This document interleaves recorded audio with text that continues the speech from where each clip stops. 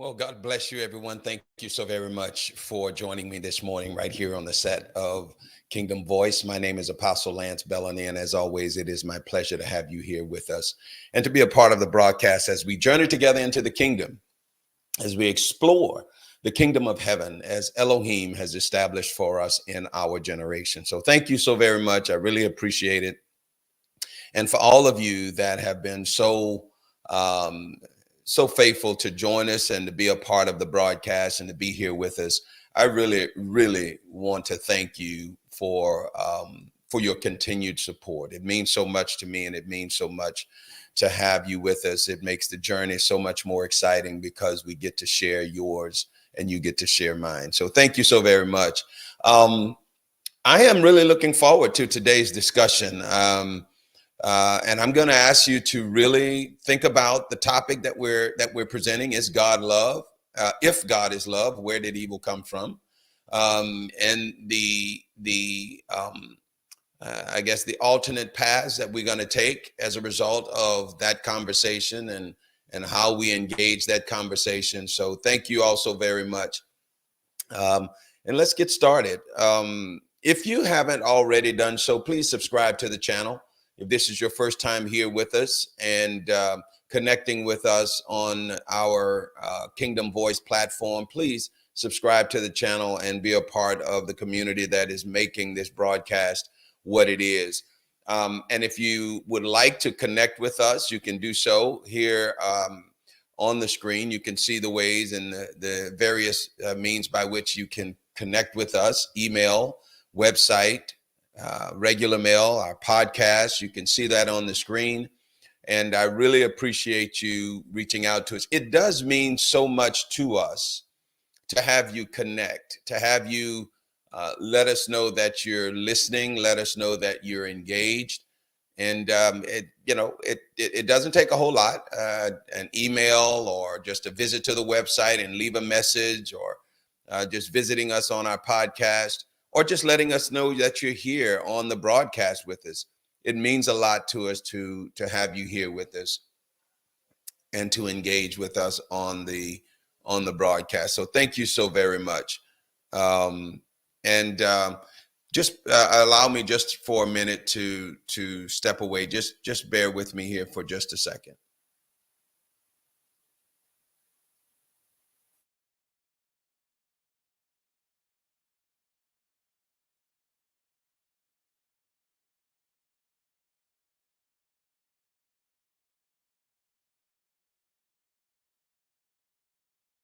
Thank you. And my apologies. I had to take care of an issue in the studio. Um, so this morning, if God is love, where did evil come from? Um, that has been a long question that many people have asked, and many people over the time, many philosophers and many theologians and many individuals have asked that question, including myself, and I'm sure including you as well. Um, the one thing that we do know without question, without wavering, is that evil is among us. Evil is a part of this construct that we call life, that which we all engage in on a daily basis. Evil is a part of it. We can read it in the newspaper, or we can see it, or we can even, unfortunately, at times experience it. Um, Evil is our effort to define the unthinkable, the malicious unthinkable, the violent unthinkable, um, the intent behind that unthinkable act, the malice behind that unthinkable act. We call it evil, wickedness.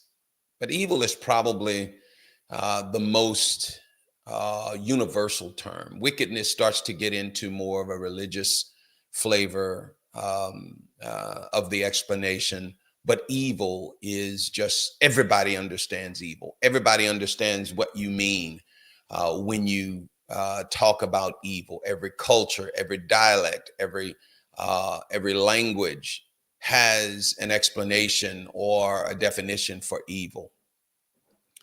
So the question becomes not whether or not evil exists, where did it come from? How did evil begin to come in the context of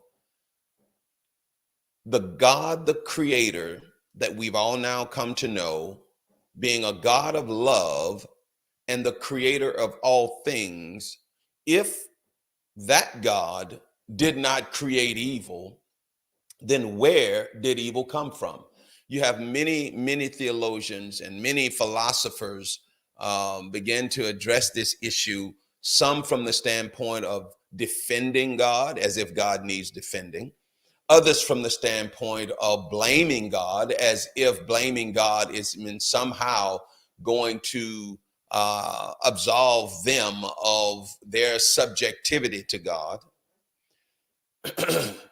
And I fall in this um, space that has evolved over time. At one time, I was in that crowd that believed that, God is love. And so there is no way that God could have created evil. And then I never was in that crowd that blamed God for evil. But nonetheless, the question that we all ponder, and some of us actively think about this, and others just kind of sweep it under the rug because it's too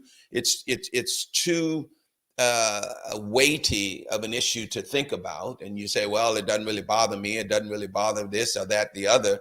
But evil is present. And then you have this crowd that suspects that the only reason evil happens, and the only evil only happens to people that are outside of God's protective covering.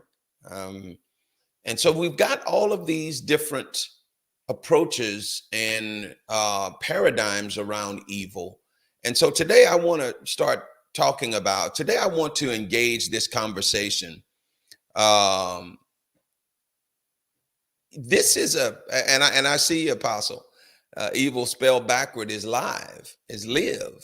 And so we've got these things that absolutely ought to be engaged in, because I think it is healthy for us to, and on your own terms, come to an understanding of evil, where it comes from, how does it impact us, how do we deal with it, how do I reconcile evil in the context of God, of Elohim?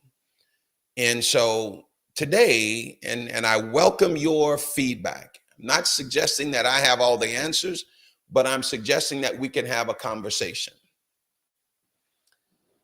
So let me start with the premise of God creating all of everything that we have. If the world that we know, the earth and the inhabitants thereof, the land, the sea, the air, the animals, the plants, all living creatures, the earth that we know was created by the God that we have come to know.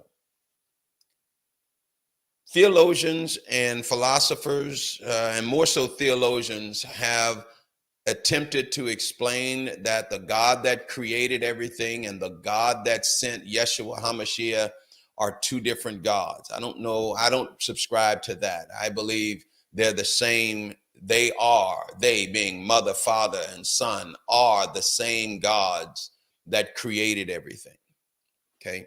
Our understanding of them may oftentimes evolve from where we knew them when they, as depicted in their Old Testament personas, and where we are now, or where we went to in the New Testament persona, and for those of you that have been following me, I have certainly advocated for even a third testament called the Living Testament, and that is the testament that we are living and experiencing even right now. When I look at that, and when I began to consider the dynamics between the Old Testament, the New Testament, and the Living Testament, and the identity of Elohim or Yahweh in the Old Testament, and the identity of Elohim in the New Testament and in the Living Testament, I am, those identities do appear to be different. But that's not to say that they are different people. Think about yourself when you engage with people on a business level versus when you engage with your children on a parental level, or when you engage with your spouse on a spousal level. And not to say that one level is above another, but uh, the diverseness of your engagements depict a different personality, a different approach, one to the other. That's not a different person. That's a different presentation of the same person. I believe in many respects, that's what we often see when the manifestation of Elohim, Yahweh, begins to unfold in writing before us. One of staunch judgment, another one of unlimited love. And so you say, well, these can't be the same person. Well, you're the same person. You're the same individual. You were created by them. You have the attributes of them, whether you're saved or unsaved, born again or not. You have the attributes of Elohim in terms of the way they chose to create us in their image, those attributes. So why is it that it is depicted in the world, but we deny that possibility? And I'm going to use that term, possibility. We deny the possibility of it existing in Elohim. I can't just have the good that's in Elohim, and, if you will, not have the that which we consider to be the bad from Elohim. And again, I'm framing the context of our conversation on today. And again, I encourage you, please share your comments, share your thoughts, share your feedback, even your opinions on this issue. And if it's more than opinion, if you believe you have fact on this discussion, let's have it. Let's talk about it. If God is love, where did evil come from? And in that context of God being love, and that Elohim or God or Yahweh being the one that created all of this, and when we look at this, we see the manifestation of evil in the earth. Let me stop, backtrack just a little bit and offer this part of the discussion. Many people want to say that evil is a result of sin. I don't think evil is a result of sin. I'm persuaded otherwise, as a matter of fact. Sin is a matter of religious explanation for disobedience to God. Okay? There are cultures yet today that do not understand the context of sin.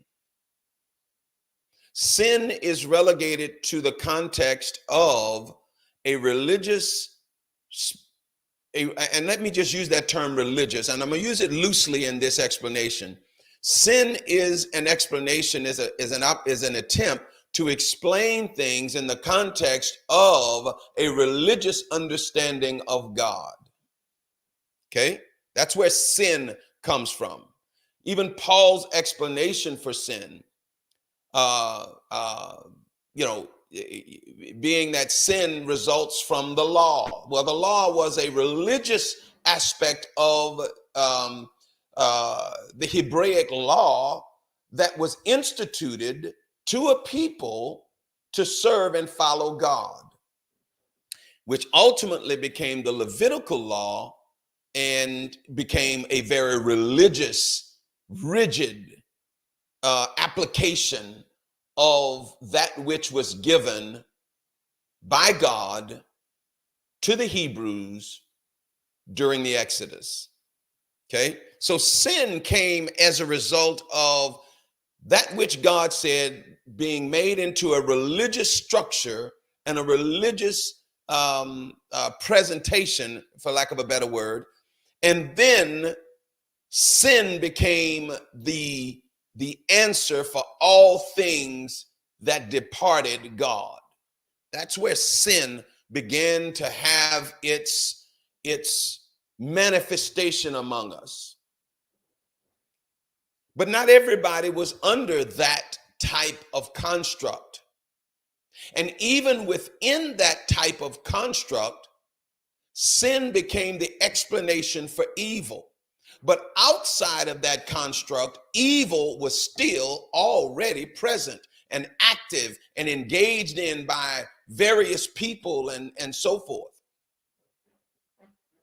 So the question becomes, evil isn't, or sin isn't a total explanation for evil, because sin is tied to some kind of understanding of a pre-existing law from God. That's where we get sin from. But evil has no respect for sin, and it doesn't stop at the border and at the doorstep or threshold of religion. Evil doesn't stop at the threshold of where religion stops. Evil keeps going in, and it spreads out throughout all of the world. Let me back up again and just make sure that I'm communicating this part of today's presentation. Sin is an explanation from a religious construct of God. Evil is universal. It is universally understood what evil is. Now, it may manifest differently through different, cultures and what have you, what that culture considers to be evil or another culture considers to be evil. But evil has always been and will always continue to be the attempt to explain the trauma, the viciousness of the unthinkable being perpetrated on humanity.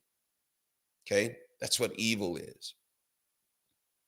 Okay, as I said earlier, wicked tends to get more into the explanation from a religious standpoint, wicked people and so forth, but evil is universal. Everyone has a concept of evil. So the question becomes, if God didn't create this, where did it come from? So let's deal with the first part of that question. Did God create evil? Did God create evil?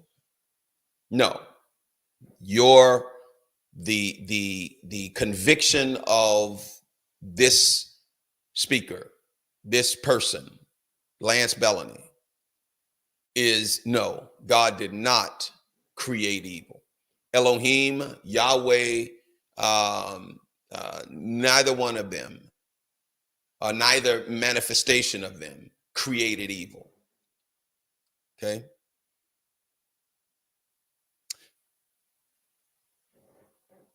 There is well, let me back up for a second, and I still hold to my thesis that Elohim, Yahweh, whichever one you want to look at them, did not create evil. However, when we read the Old Testament, and we begin to look at the construct or some of the events in the Old Testament where Elohim or Yahweh instructed them to kill everyone, kill the women, kill the babies, kill the animals, kill the men, kill everyone,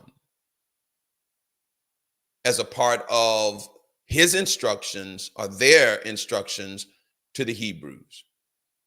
To the people that they were attacking, that would be presented and perceived as evil. So one would have to ask the question then, from the perspective of those that were being destroyed, did they perceive that as evil? Was it evil?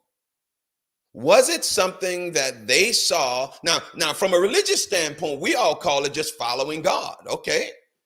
All right. If we're going to say that we're following God, did God instruct you to perpetrate evil?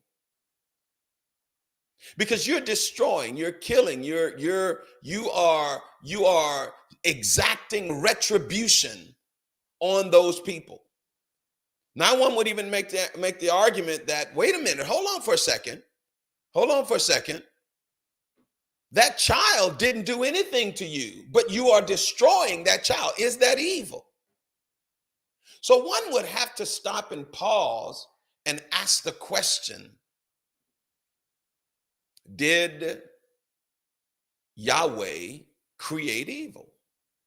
Not just perpetrate evil. I'm not talking about, exacting or perpetrating evil. Did the concept of evil come from Yahweh?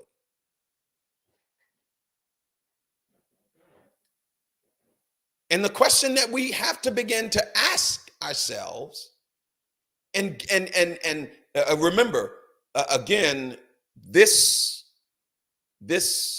presenter has stepped away from religion. I'm looking at Yahweh from a kingdom standpoint, from a standpoint of seeing Yahweh, seeing Elohim for who they are, not who I want them to be, who they are, and who they are revealing themselves to be to me. That is the paradigm by which I am engaging with Elohim.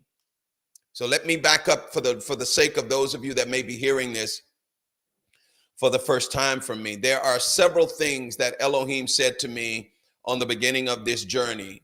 One of them was, there is but one creator, period. Full stop. End of discussion. That creator has a son. And that son is the means by which we have and enter into a relationship with Elohim.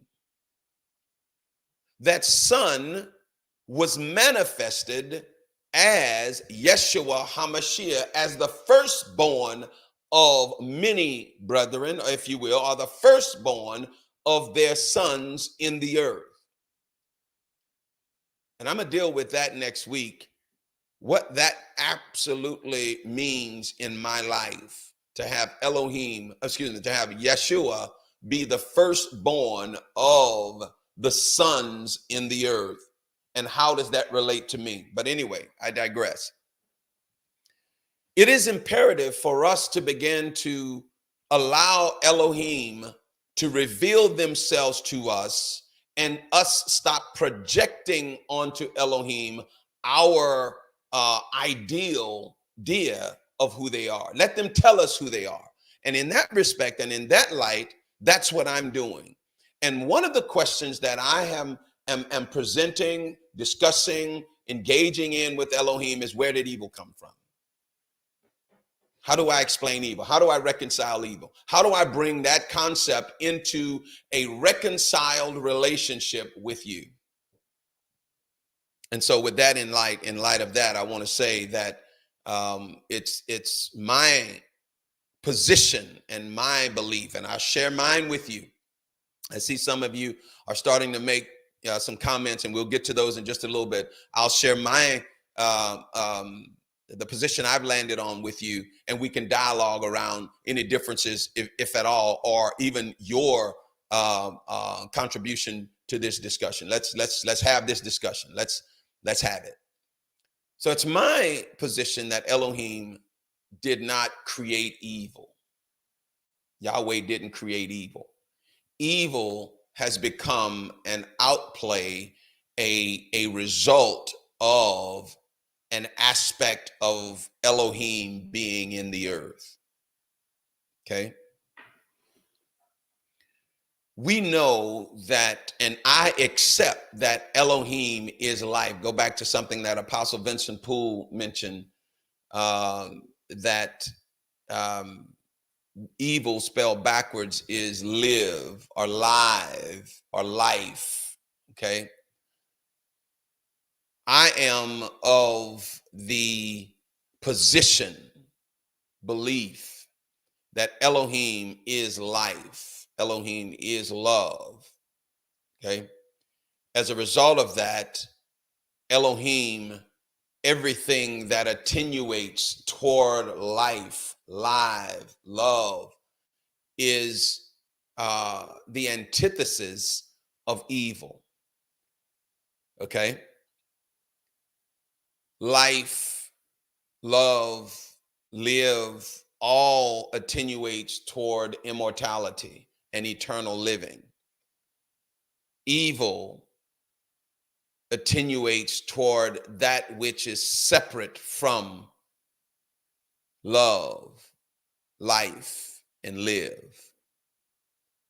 And as we begin to really think about this concept, or this idea of evil, we have to begin to accept some realities around that issue. Okay? One of the things that we often get, especially those of us that are in the kingdom and those of us that have a kingdom mindset, and most certainly those that have a Christian or religious mindset, one of the things that we begin to do is that we begin to equate and conflate the idea of evil with being associated with God. Evil has nothing to do with being associated or disconnected from God. Evil is what it is. Evil. Okay. Destructive.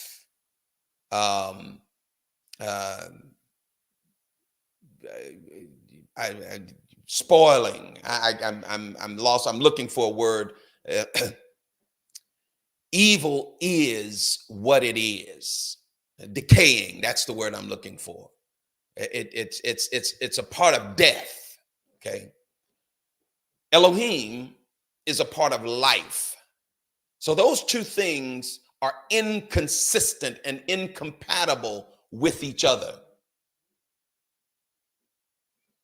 You have life, living, and you have death and corruption. Those two things are inconsistent with each other, but one came to be in the context of the creation that we have and that we experience on a daily basis. Life was given as a part of the creative work. Love was given as a part of the creative work. Okay? Living was given as a part of the creative work.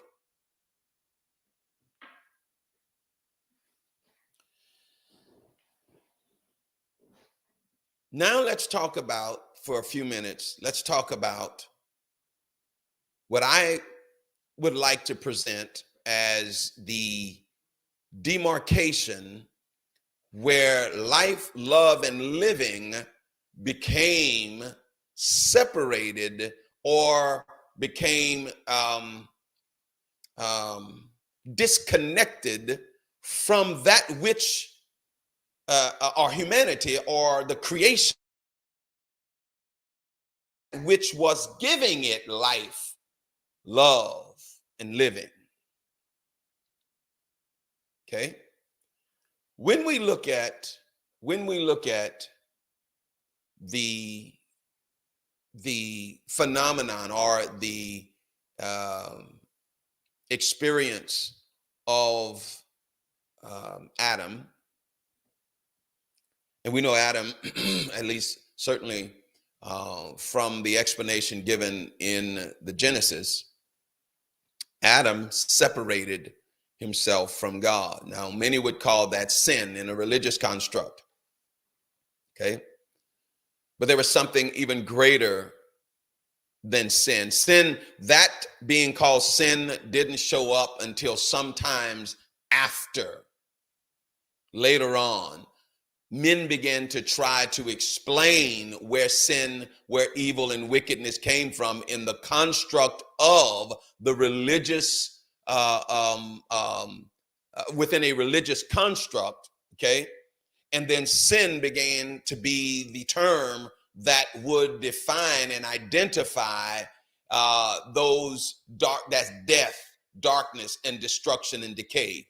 Sin began to be that description.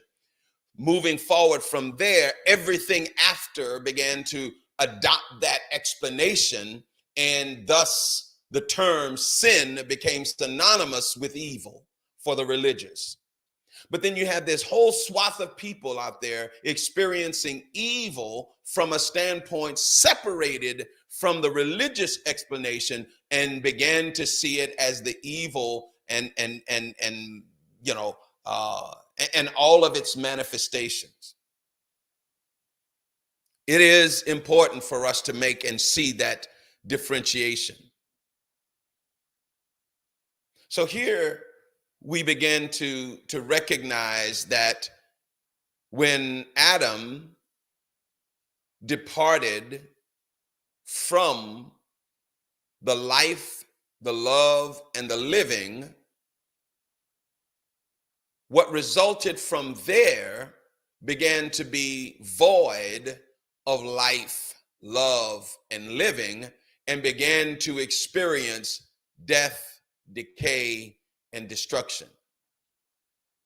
So hence you have now the bedrock, the foundation of evil, death, decay, and destruction. So I like to analogize it this way, beloved. I like to analogize it this way. Think about this. Evil is the outplay. Evil is the result that comes from a separation from that which gives life, living, love, immortality. Evil begins to be the result of that. So let me analogize this way. Let's take a tree, okay? And you can take a branch off of that tree and separate it from that tree. And that branch now begins to experience existence separated from that which was giving it life. And what ultimately begins to happen to that branch is that the branch begins to experience decay. It looks alive for a period of time, but then all of a sudden, there are no more leaves, there are no more buds, there are no more sprouts, there's no more greenery. It begins to turn brown, and it begins to experience decay, and it begins to ultimately, or will ultimately, succumb to rot. That's evil. So what you saw was the emergence of death when the branch became separated from that which gave it life.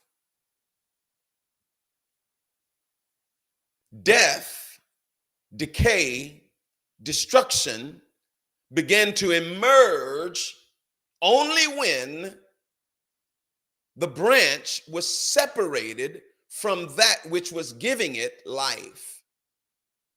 So did the tree create the death and destruction and the decay? No. The tree was what was giving it life. The death, decay, and destruction were the results of the branch being separated from the tree. So the tree didn't create the death, destruction, and decay. That is a natural outplay of the branch being separated. So let's take that to evil. Life, love, living is what we all experience when we are connected to Elohim. Humanity experienced that in the form of the created beings when they were connected to Elohim. Life, love, and living. When they became separated from Elohim or Yahweh or the Creator, when they became separated from the Creator, evil began to be the result of that separation. So Elohim, Yahweh, didn't create evil, but when man separated from Elohim, evil was the ultimate result. Evil wasn't created, evil began to be the outplay of that which, the natural outplay of that which resulted from men being separated, or humanity being separated from the life, the love, and the living. Evil is that outplay, just like rot, stench, decay is what happens when you take a steak out of a living bull and you set it on the table. It sits there and time begins to attack it. And what happens is decay, rot, stench, all begins to result out of that. So the bull didn't create that. Separation from the bull created that. That is the living nature of Elohim. The living aspect of Elohim. When life is separate from that which gives it its life, or when humanity is separated from that which gives it life, decay, evil, destruction, darkness begins to emerge. And it's important for us to really begin to recognize the distinction. And I'm going to say this, and I am saying this, this is not a religious explanation.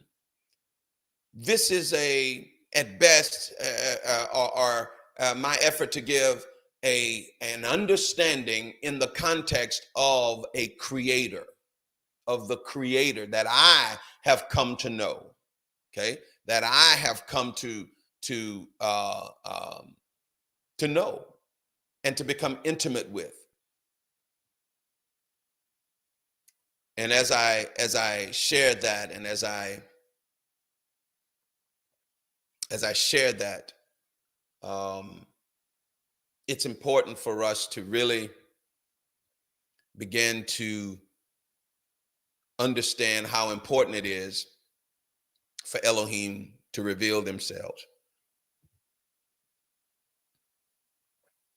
How important it is for Elohim to begin to reveal themselves, and you stop and run away from this singularly minded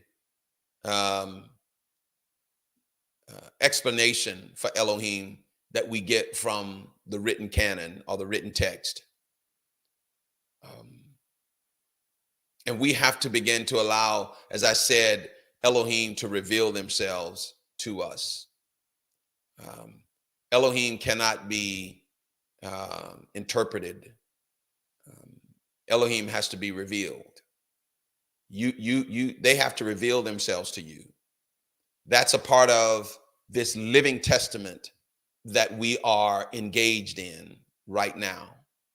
That this season that we're in, this living testament that we are engaging in, Elohim must be revealed.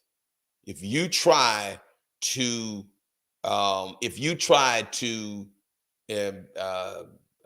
interpret Elohim from written scripture, you are going to miss Elohim dramatically in this season. One of the things that Elohim said to me, this was many years, even before my kingdom journey. This was many years before my kingdom journey began.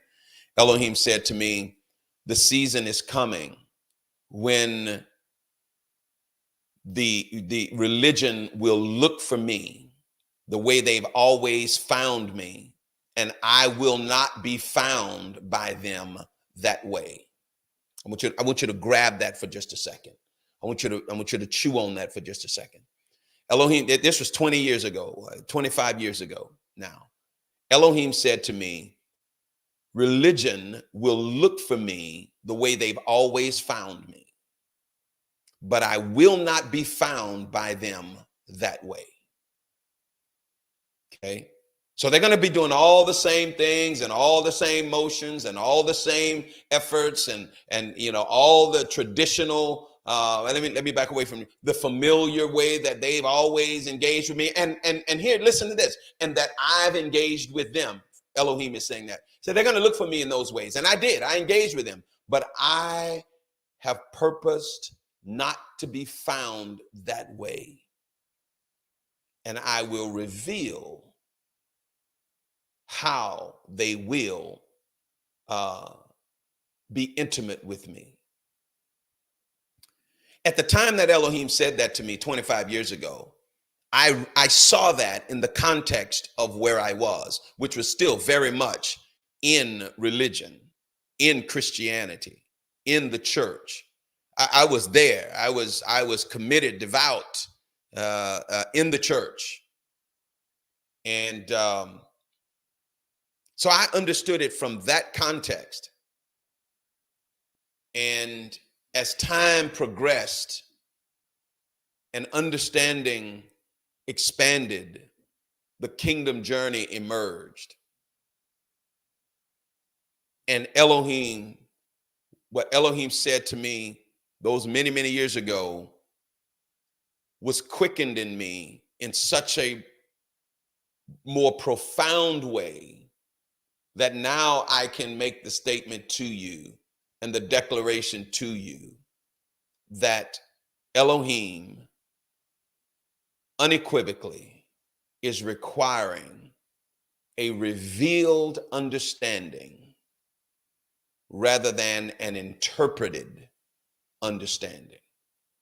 All you're ever going to get from scripture is an interpreted understanding, because that is what is required whenever you read something, whenever you see something.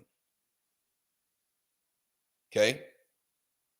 And when I say see, I'm talking about in a movie or that type of see. I'm not talking about a vision. I'm talking about or your own personal experiences. I'm talking about a movie. You're watching someone else's presentation. You're reading someone else's presentation, or you're listening to someone else's presentation and explanation on the subject at hand. That's all you're ever going to get from reading, listening, and watching something.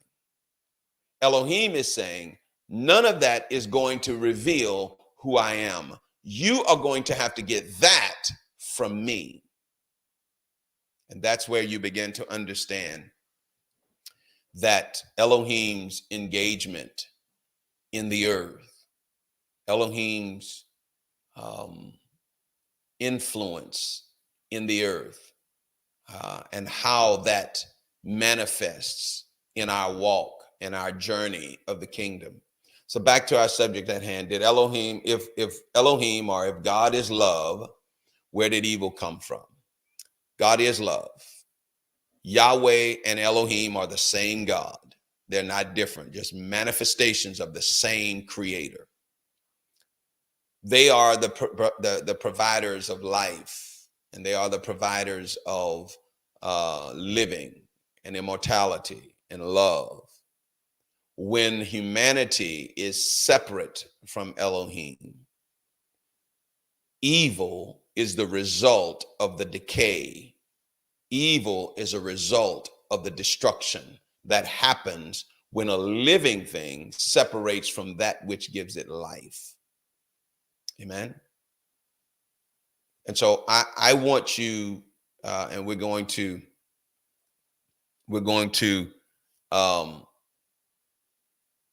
explore some of your thoughts and some of your comments. But let us begin to think and consider Elohim along those lines.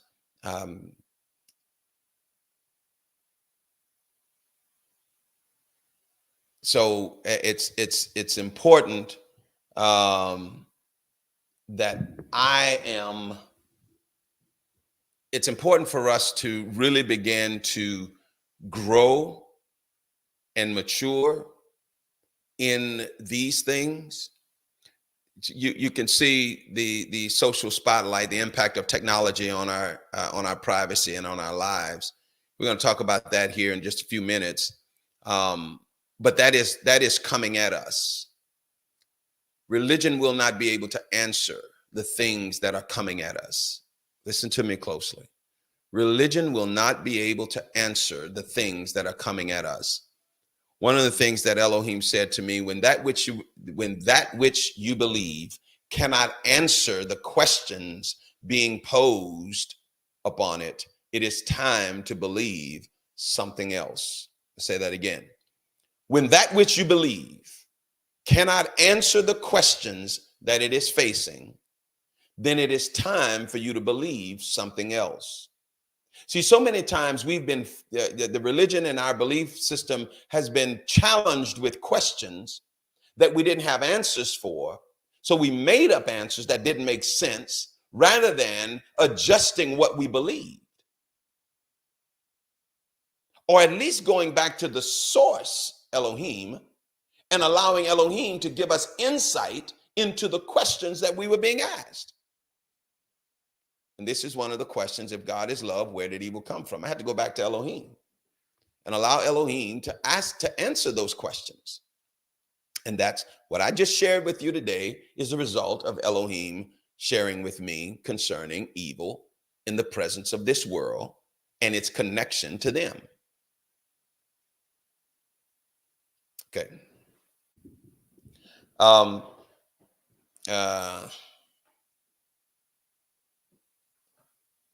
So let's look at a couple of questions. Wow, Ed Brahma, if this is so, the church will never be perfected. The system became a rabbit hole.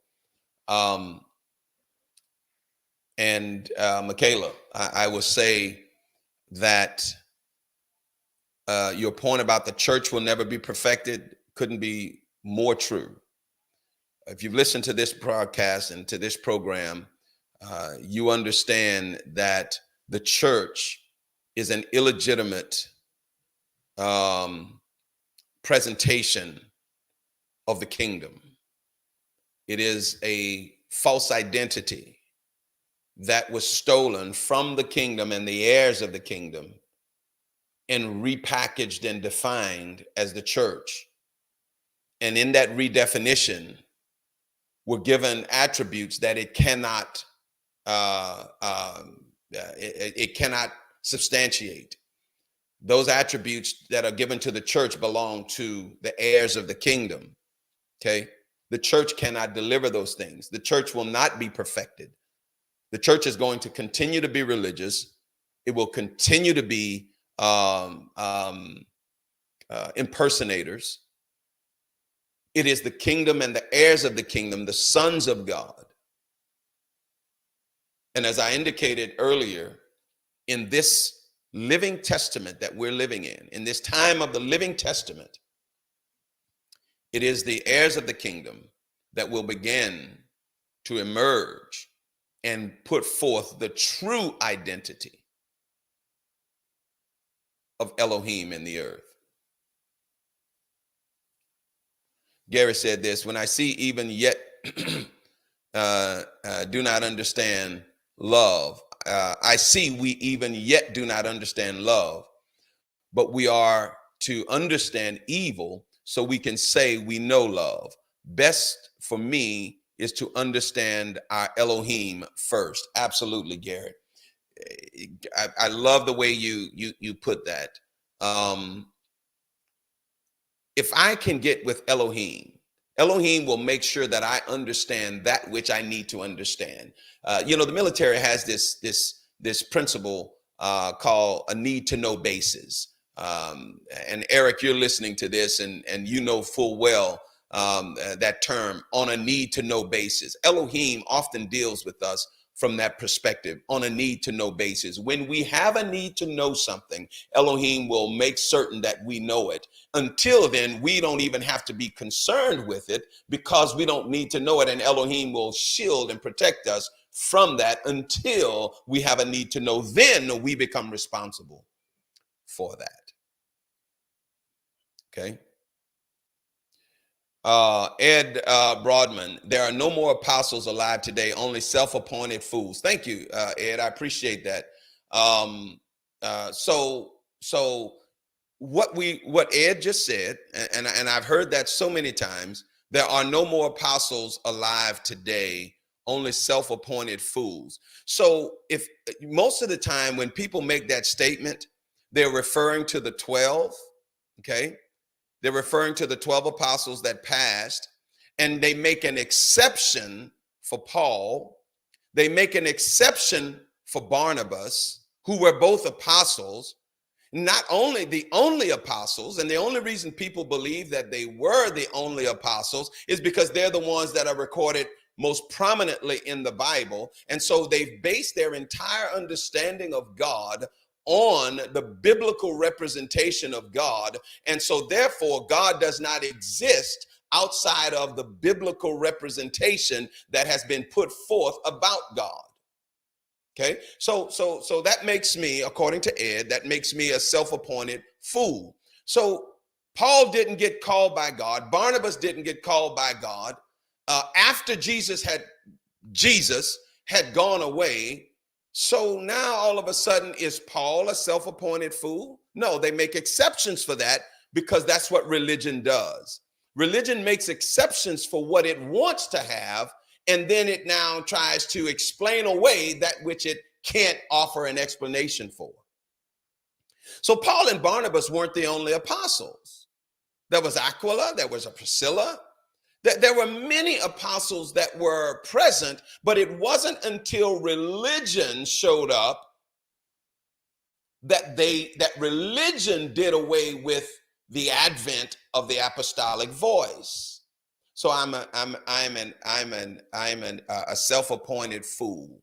So Ed has declared me to be a self-appointed fool, and I will unfortunately have to decline the offer to be a self-appointed fool and continue to offer explanations for why Ed's position is untenable.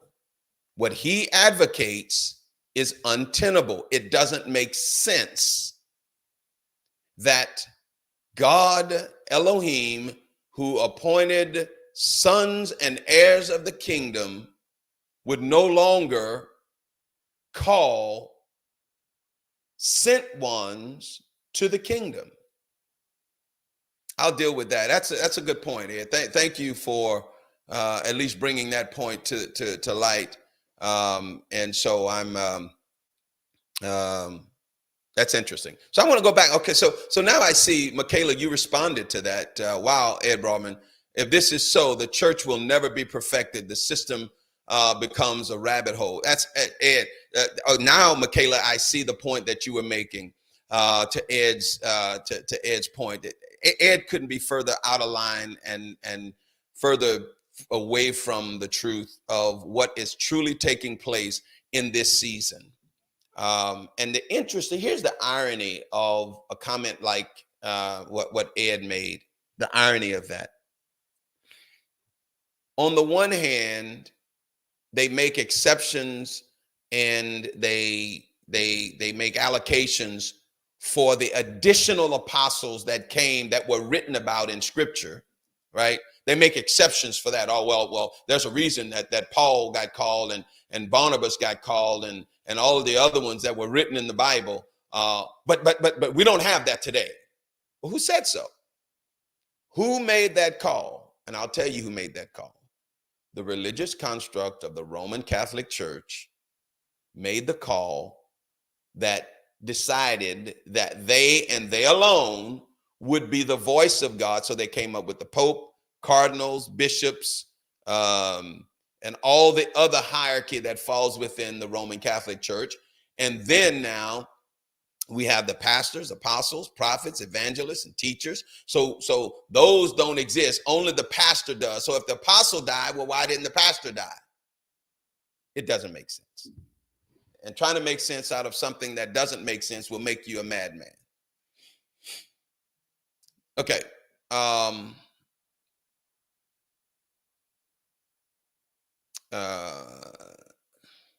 Let's see, Michaela. I'm gonna put this up. Michaela Robinson. Ed said this. Yeah. Okay. Ed said this. Michaela Robinson, retard. So now he's in the name calling. Name one modern day apostle mentioned by Jesus himself. Paul wasn't mentioned by Jesus. Jesus didn't even know Paul. That's how that stuff. Geez. But ask Ed whether or not he believes in what Paul wrote, and he will absolutely hook, line, and sinker take what Paul wrote. But yet, by his definition, Paul is a self-appointed fool. I'd love to debate Ed or have a discussion with him. But anyway, I digress. Gary said this, the earth being separated from Elohim through man's separation from them is why the earth is crying out for the sons to bring back the creator of the earth so it can relight the life it once was. Absolutely. That's such a significant part of the Living Testament, is the sons taking their rightful place in the earth so that Elohim can bring back the life that was separated from the earth when man separated themselves from Elohim. Very good, Gary. Thank you so very much. One more comment by Gary. For me, I was always a half a person until I was reborn into the kingdom. So is the earth, and so is all animals, plants, birds, and creeping things. The sons will bring it back to fullness. Absolutely. Luis Sanchez makes me think of John 15, 5 through 11. When we are separated from the branch, we can do nothing and are cast out and withered away, rotted, withered, decay. This can be considered evil. Absolutely, it is considered evil. And that gives birth to all the other manifestations that evil wants to bring about. And I think we talk about devil and evil, and again, I believe the devil is a construct of the religious mind to explain evil, just like sin as well. Devil and sin are all wrapped up in that same construct, but the source of it all is separation, evil, decay, darkness, and death. Joe Poole says this, excellent analogy. Whatever is separated from life will die. Evil, however, did die, but manifests an existence of its own. We as sons have been equipped to defeat it. We conquer all. Absolutely, Joe. It's important for us to understand. And I love the way you put it. He says, whatever is separated from life will die. Evil, however, didn't die, but manifested an existence of its own. Evil begins to manifest, and evil. Think about. I would say it like this: evil is humanity's explanation for the unthinkable and the viciousness and the malice of the unthinkable that happens. Evil, when a man just serially, or a woman just serially murders other people, or someone takes someone and hangs them from a tree for simply being a different color than they are. That's evil, beloved. I don't care how you twist it, space it. Just because an individual is different from you. Let me be very clear. For a straight person to maliciously attack a gay person for the simple fact that they're gay, that's evil. That's evil, period.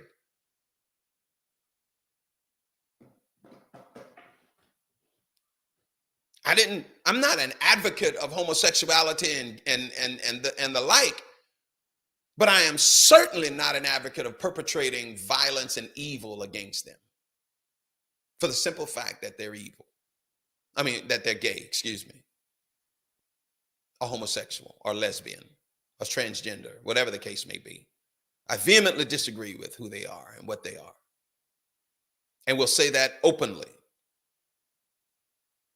But I vehemently disagree with perpetrating evil against them for the sake of them being gay, transgender, homosexual, lesbian, whatever.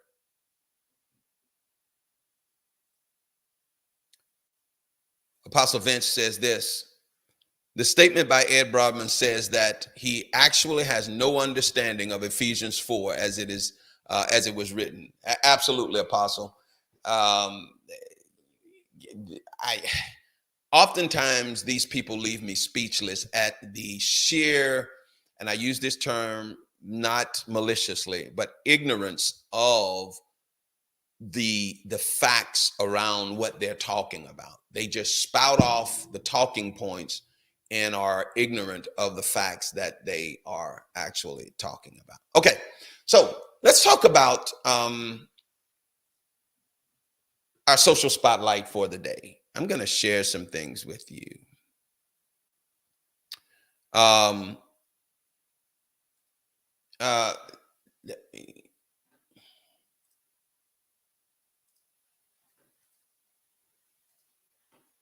bear with me here. I want to talk about technology and the impact on our privacy.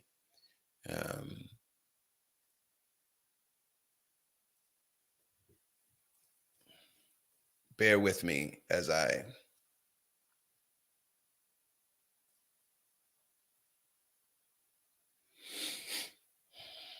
share my screen. One of the things that we have to deal with in our daily living is the impact of technology. Things like social media, Instagram, Facebook, YouTube, artificial intelligence, machine vision, machine learning, deep learning, large language models. All of these things are part of the daily technology that we engage with. And it's important for us to understand that there are a couple of things that will ultimately happen to us. And those things are going to be,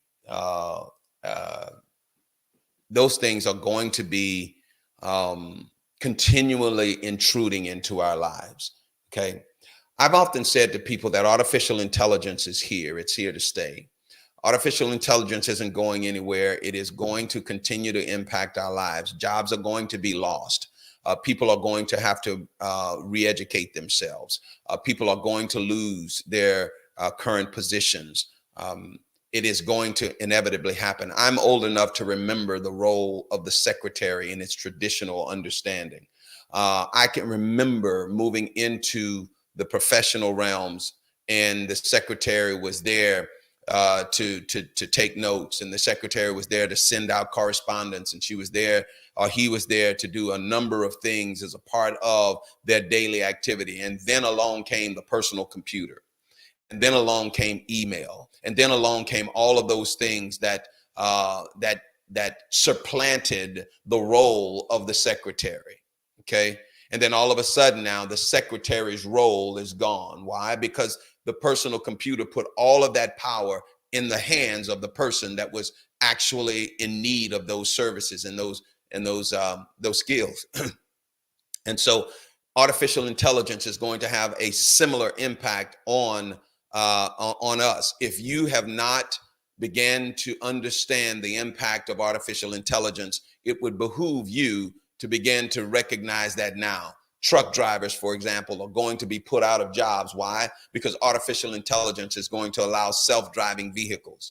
I absolutely believe that within the next 5 to 10 years, we will begin to see a significant decrease in the number of driver occupied trucks on the road, because artificial intelligence and machine vision will have evolved to the point to where it is safe for these trucks to be on the road.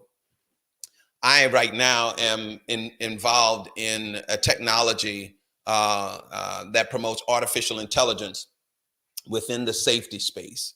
And that capability, the capability of this technology is unbelievable. Unbelievable that this technology can take a video stream and look at that video stream in real time and detect within that video stream in real time whether someone is violating a safety rule or safety regulation or safety policy. It not only detects it, but it captures it, gives you a 10-second video clip of it, reports it to a dashboard, or publishes it to a dashboard, and then gives you unlimited reporting on that technology, all without any human involvement. Zero. Everything that I just mentioned to you is done simply by patching that video stream into an AI engine. And that engine does all of the work that I just mentioned to you. So technology is going to continue to impact us. There's an area that I believe technology should be managed and must be managed, because without it, you remember what we just talked about? Evil activities will result. Weaponizing artificial intelligence will result if we do not impact it. So I would encourage all of you that are listening to this broadcast, to listen to this program, to engage with your elected officials. Here is something that I want to share.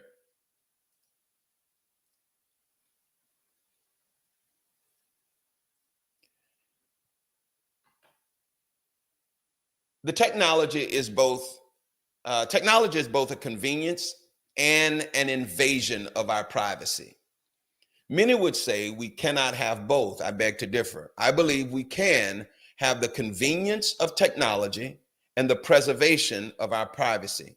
But in order to have that, we need to have strong leadership from our elected officials. I think it's imperative for us, if we are going to continue down this path of technology being a convenience and our privacy being protected, our elected officials are going to have to be strong. They're going to have to demand of these tech companies that there is a limit and there is a demarcation that they cannot cross. And if they do cross that, the penalty is severe enough to deter them from crossing it. And the execution of that penalty is regular and consistent, so that they know that if they cross that line, they'll lose their company. If they cross that line, they'll lose their technology. If they cross that line, everything that they've worked for will be lost. That's the kind of leadership that is going to protect us as citizens of this country, of this planet, from the advances of technology and the misuse of technology.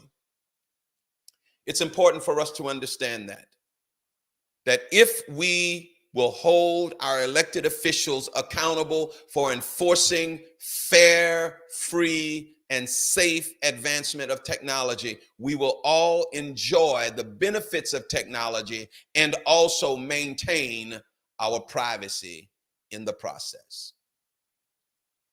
Technology is here. It's not going anywhere.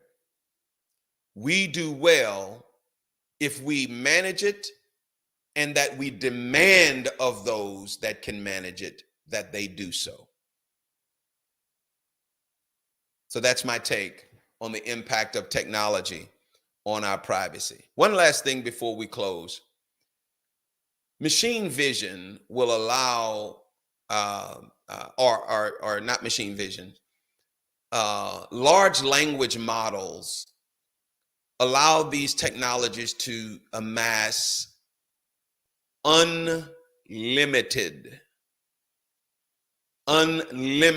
insight into our daily activities. When you engage with a platform online, you notice that they call them cookies.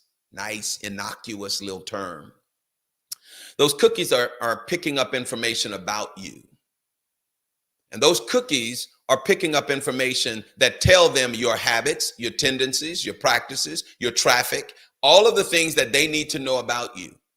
Have you ever experienced the phenomenon where you just thought about something and the next time you went online, you saw that? You didn't even search for it. You just thought about it. You know what that large language model is capable of doing? Gathering enough information on you to be able to determine that at this time of day, you typically think about these things. For your human brain, that is inconceivable to be able to do that. Not for these large language models, not for this artificial intelligence. It has access to every movement you've made online since it was launched. And it takes all of that, processes all of that in a matter of nanoseconds. And then it can predict your behavior. Just thinking about something, the system has enough information on you to know that this is the time that you're likely that you're likely going to think about that. Not do something, think about it. That's how powerful this technology is. It's imperative that we engage with our political leaders, with our political leaders to enforce that, or to mandate that they enforce regulations on this artificial intelligence and this technology. Not to the point that it is no longer convenient for us, but to the point that they cannot weaponize it against us. Amen. Thank you all so very much. I really appreciate the opportunity to bring our social spotlights to you. I enjoy doing that. And I hope you enjoyed the presentation today. As God is love, if God is love, where did evil come from? I really, really hope that you enjoyed the presentation. Listen, thank you so very much. And lastly, for those of you that would like to make a contribution to the broadcast and to the platform, please feel free to do so. You can do so on Cash App and on PayPal. You can do so on Cash App at $ Lance Bellany, LC Bellany, $ LC Bellany, or you can do so with the @ on the PayPal platform, LC Bellany. Okay? Thank you so very much, everyone. Thank you for joining. Join again next Sunday as we continue to bring you truths of the kingdom from an apostolic perspective. Until then, be well, be blessed, and we'll see you again next time.